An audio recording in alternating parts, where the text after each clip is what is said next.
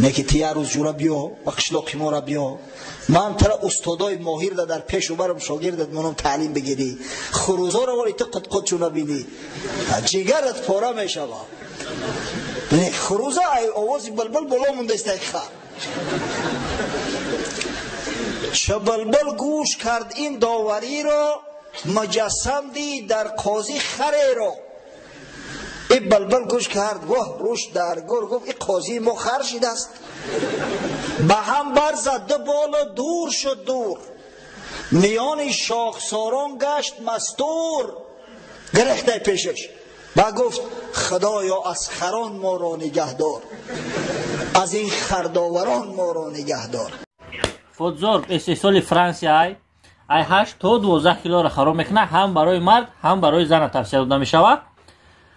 به هر دوره افکتیو نیای ای همه پاپولار نی برای خراب کردن ای مرحمت زنگ بزنه با همه شهر را دستافکه میکنیم.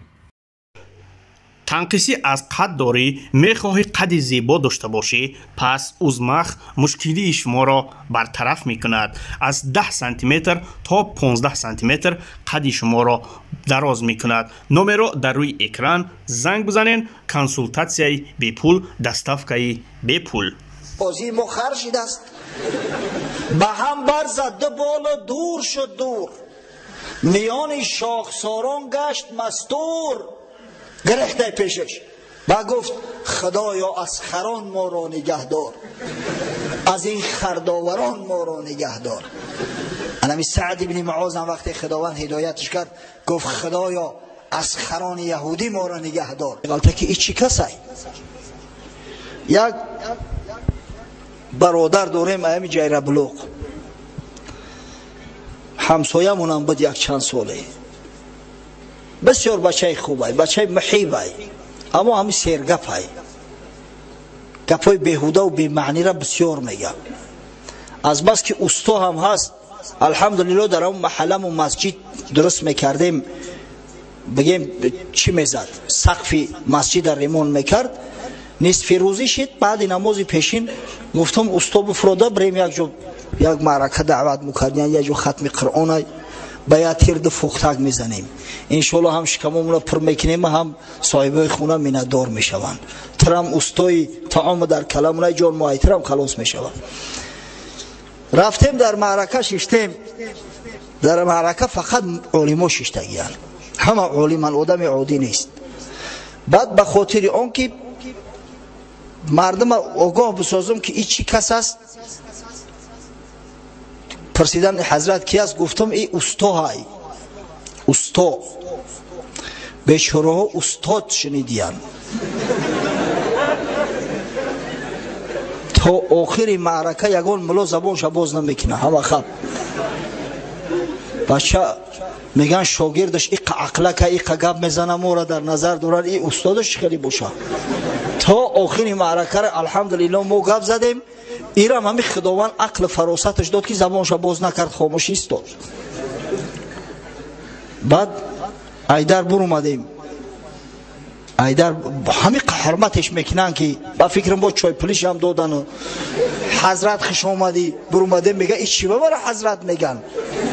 گفتم من استاد، گفتم معرفیت کردم این بیچاره استاد شنیدین، هرچی خداوند عقل داده گپ نزدی، اگر همین پیسته ای به مغز اگر لب وا کند رسوا شود. گپی بیهوده و بی معنی در کار نیست.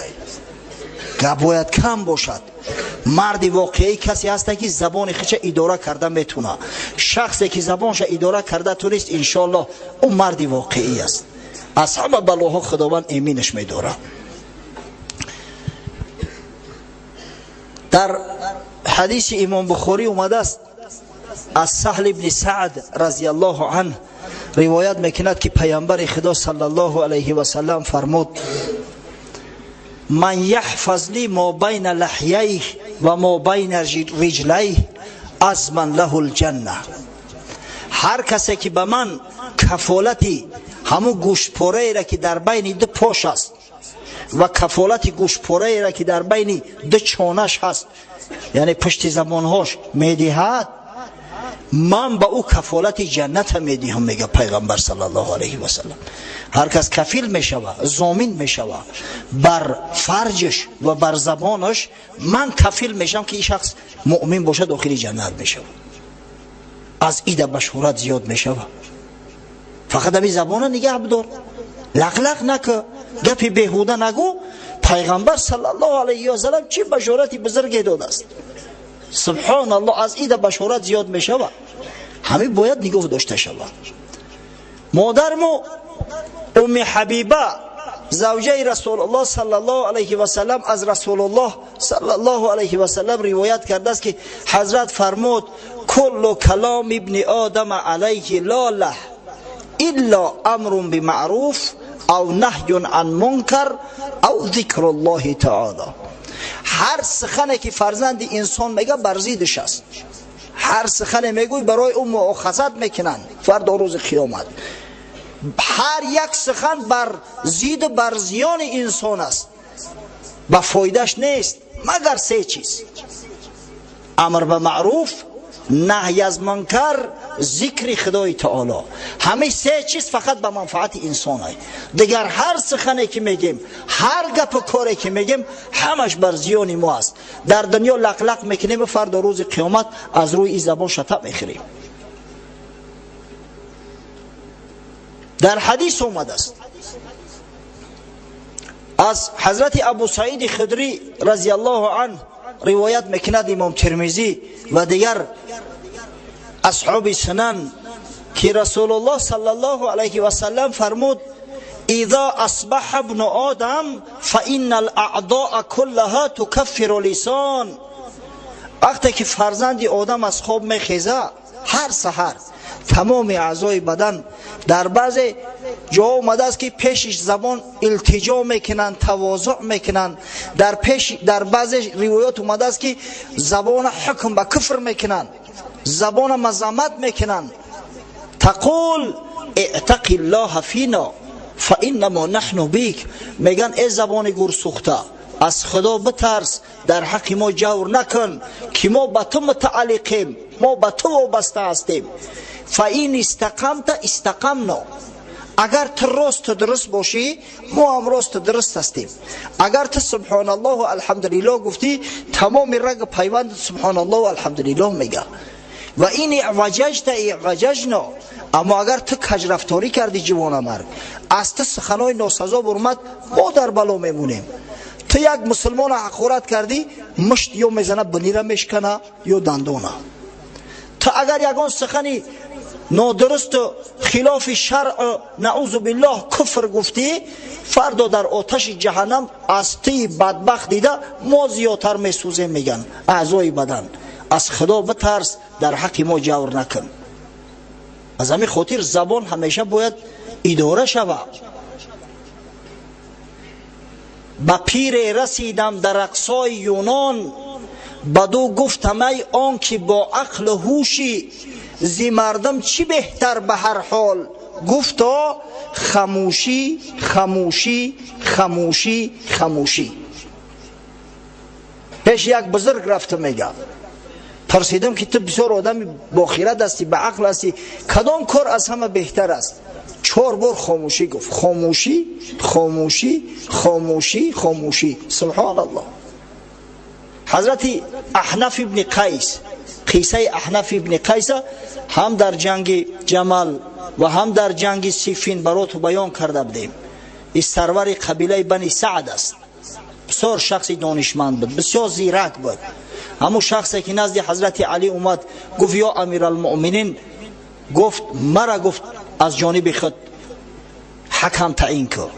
لا اقل مورد حکم تعیین نمیکنی، شخصی دیم تعیین کن. اقلا گفت سیم تعیین کن، نمیگذارم که هیچ دشمن بر ضد دسیسه کند. بسیار دانشمند بود، بسیار عاقل بود. در نزد حضرت معاویه همه جمع اومدگیان، احنف هم همونجا است. همه گپ میزنن. احنفی که از همه چرب زبان بود، شیرین بیان بود، خاموش تا آخر معرکه را لام نگفت است. بعد گفتن که یا احنف برای چی گپ نمیزنی؟ گفت اگر دروغ بگم ای خدا میترسم، اگر راست بگم ای شما چی بگم؟ دروغ بگو من خدا میترسم، راست بگو من شما نمیفوره، بهترش خاموش بیستم. ببینه همه آدما را عقل دانش فراستشون از کجا میدونن؟ از زبانشو. اول اندیشه میکنن بعد سخن میگن. او آدمی که اول سخن گفت بعد اندیشه کرد وای به حالش که همیشه جانش در عذابه. او را هیچ وقت عاقل خیرتمند نمیگن. در وقتی همخوابگی تیز تیار میکنید، زوجای خود رو راضی کردن نمیتوانید، مرحمت به شما کریم فرنگ رو پیشنهاد مینماییم. استحصال این دیا بوده مولت همخوابگی را تا 45 دقیقه دوام مینماید.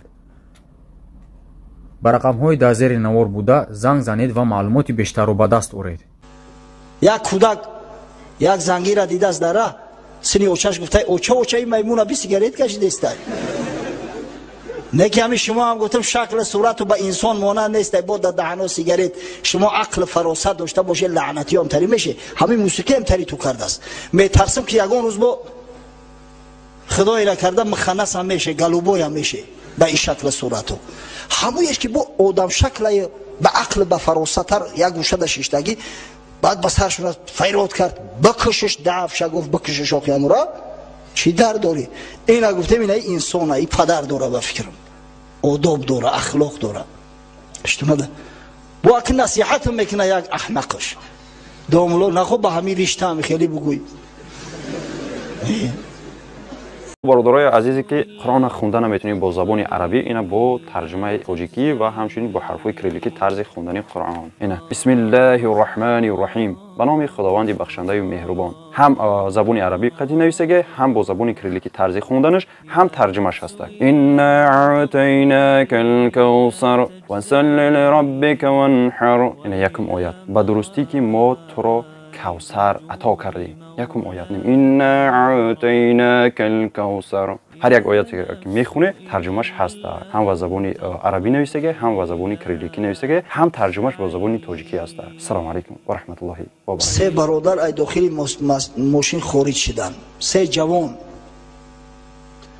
یک تاش اندک جوندارتر به عقل به ادب در یک گوشه شیشت است، دو نفرش رنگی زپاسکا وری فیگورا دارن، در دهنو سیگارت، همون مایکای تانکی که هفته گذشته صفاتشون کردیم در تنهاشو، دولچه گابانا روشو در کار، موزیکا را به تمام آواز موندیان هم تاری کلا زده استیان.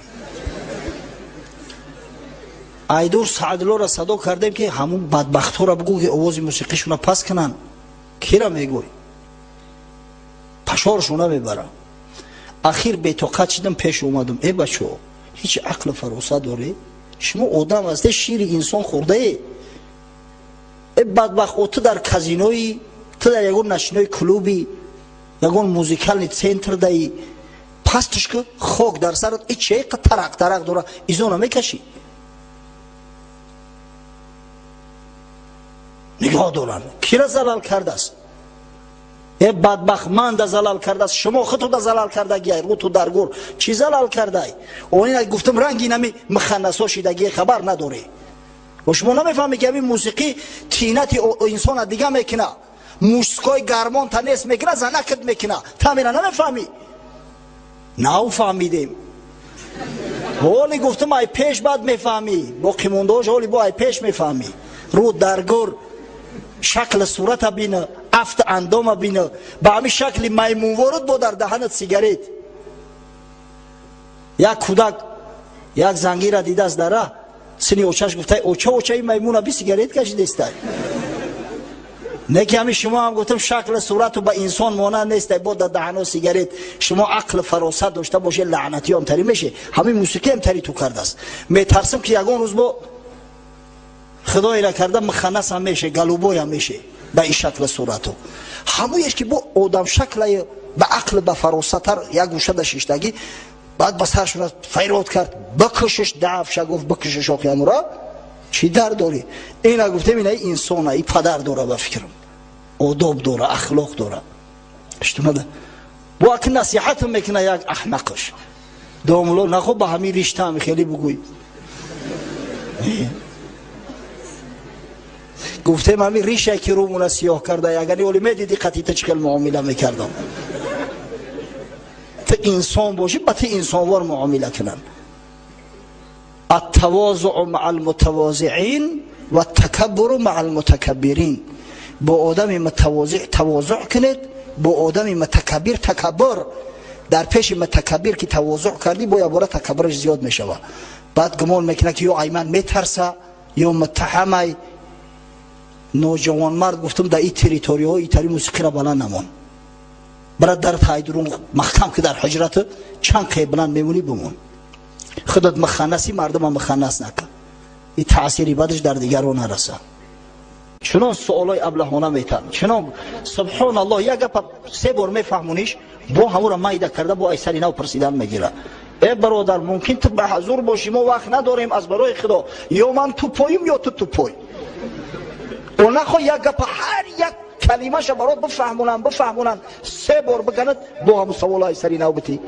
میگه اگر در بالای خر تقم خشرو پرتای بزید گلدوزی کردگی هر کسی ای پیشش بگذره میگه عجب خری بزی بید.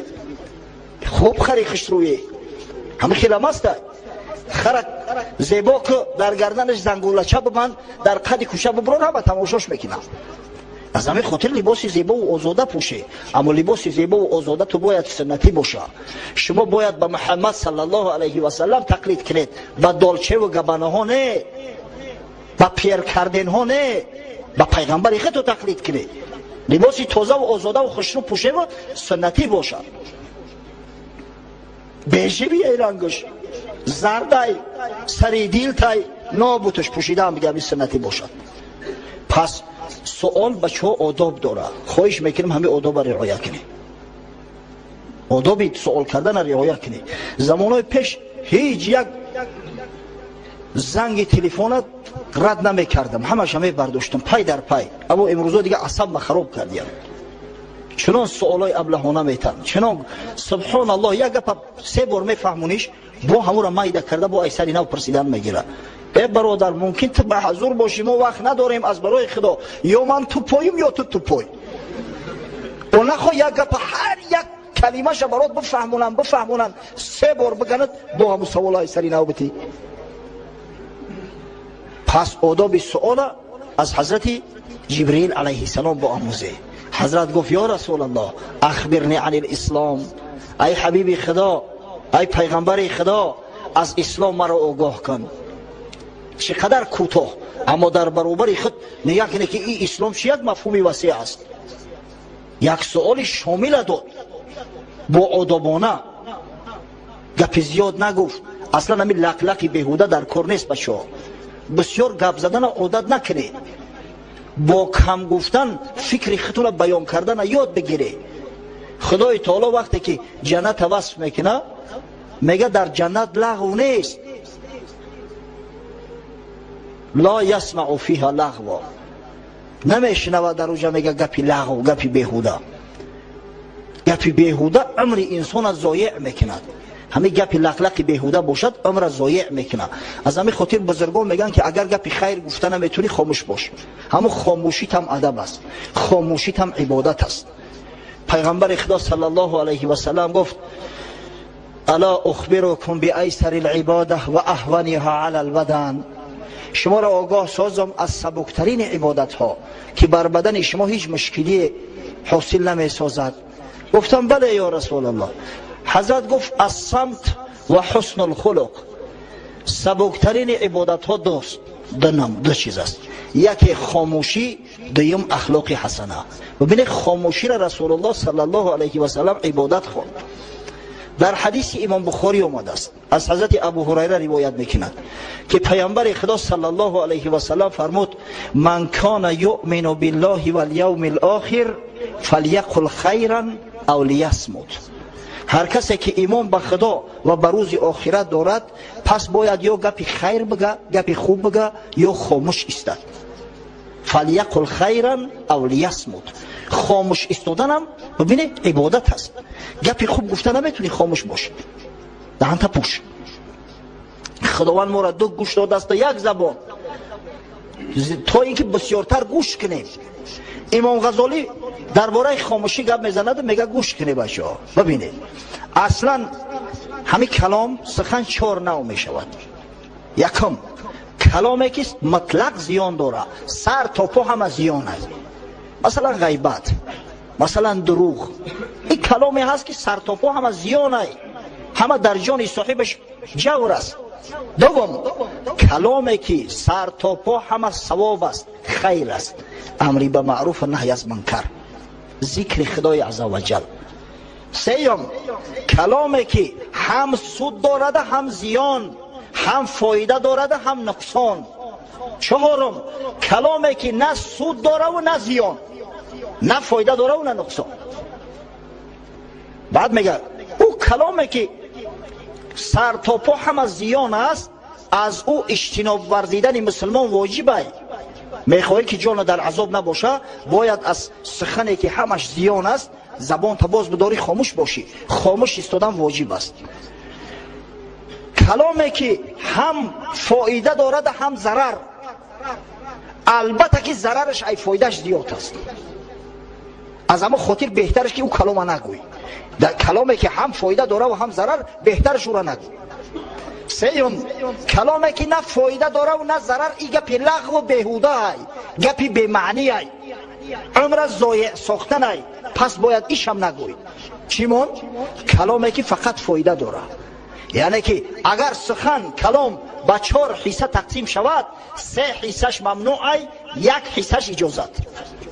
میفهمه؟ یعنی که باید از گفتن دیده بیشتر بشنویم، خاموشی را بیشتر اختیار کنیم.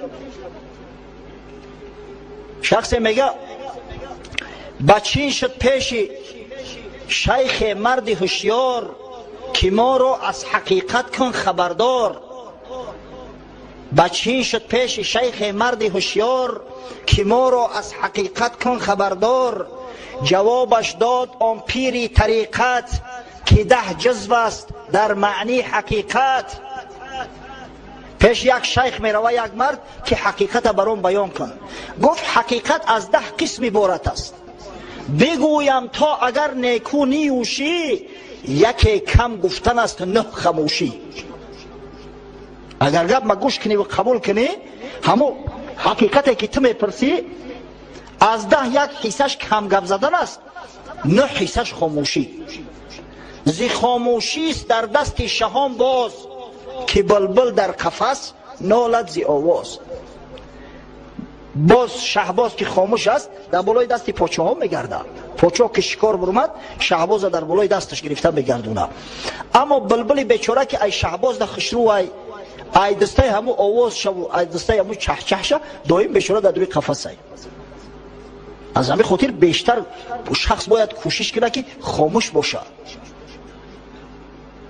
از حضرت سلیمان ابن داود علیه السلام روایت میکنن، حضرت سلیمان که گفته است این کان من فضة کلامک یا نفس فالسکوت من ذهب.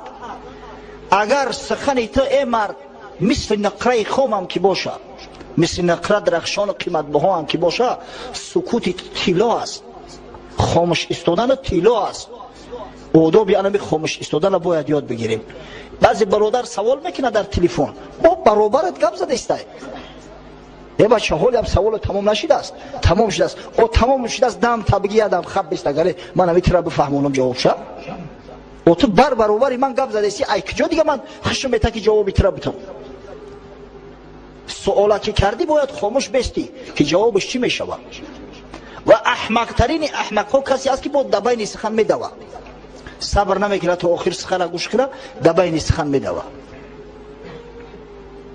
یک روز در یوان مهمان شدیم، یک برادر حاجی بحردینی برادر مدعوت میکرده بود، یک معرکه بود. یک برادری حاجی خدا عمرش دراز کنه نامش نمیگیرم، سال 2006 همراه مو در حج بود. ملای از امی دهنی در ایستاده است، автомат واری سوال میتم با یک سوالایی که بسیار سوالهای فراگیر مفهوم عمیق داشته. ایمان چیست؟ اسلام چیست؟ عقل بالا است یا علم؟ این تری سوال ها ببینید با همین نویتشن سر کرده که سوال دیم شمیتا او شد دالی خلاص نکرده که سوال سیم. ای مردک تو کلای گندش خود ایقا چق چق داری، یک دم صبر که آخه این سوالای تو میتی هر کدام این چند ساعت وقت طلب داره. تو لااقل مون که همین به طریق مختصر برات بیانش کنن. نشانه حماقت انسان وقت ظاهر میگرده که طاقت نداشته باشه، صبر نداشته باشه که یک شخص سخن کلامش خلاص کنه و در بین نگه بدوه. حضرت شیخ سعدی فرموده است سخن را سر است ای خیرتمند بون، نیاور سخن در میانی سخن. گپ اول داره و آخر داره، در میانی گپ ندو. سخن را سر است ای خیرتمند بون، نیاور سخن در میان سخن. خداوندی تدبیر و فرهنگ و هوش، نگوید سخن تا نبیند خموش. آدمی به عقل به تدبیر تا طرف مقابل خاموش نایستد سخن نمیگه. حقیقتا بعضی طرف مقابل هست که جونمر نه نقطه داره نه ویرگول، همین ترس کرده گفتن میگیره. اما به هر حال و وجه اندک صبر کردن در کن. همین یگون جا اندک دکه خورد پیش پای خورد بعد گپ تا بگو، در بین گپش ندو. این از روی آداب و از روی عقل نیست. اصلا چرا درباره سخن قدر زیاد میگیم؟ زیرا سخن بسیار مهم است. بهترین گوهر گنجینه هستی سخن است. سخن ار جان نبود مرده چرا خاموش است؟ این سخن که جان نباشه مرده برای چی گپ نمیزنه؟ انسان به سخنش دانسته میشود. کمال عقل انسان یا بی عقلی انسان به سخن گفتنش دانسته میشود. حضرت میرزا صاحب تبریزی بسیار شاعری با قوت، یک عالم شرعی هم بود. گفته است در سخن گفتن خطای جاهلان پیدا شود، تیر کج چون از کمان بیرون رود رسوا شود. جاهل مرد وقتی که سخن اثر کرد میفهمی کیه. همین تیر اگر کجله باشه و از کمان زدیش بعد معلوم میشه که چی به دستی. حضرت بیدل فکر میرزا صاحب اندکی تقویه داد، باز زیباتر کرده. گفت در سخن گفتن خطای جاهلان پیدا شود یا بی‌تمیزی های مردم از سخن پیدا شود، پیسته بی مغز اگر لب واکند رسوا شود. از همین خاطر بهترش خاموش باشی، بسیار گپ نزنی. شیخ سعدی روایت میکند که یک مرد فرزندش برد پیش عالما تعلیم علم داد، صاحب علم شد، اما جوانی به تجربه بود. حالی در معرکه میآید عالما گپ میزنند این خاموش است.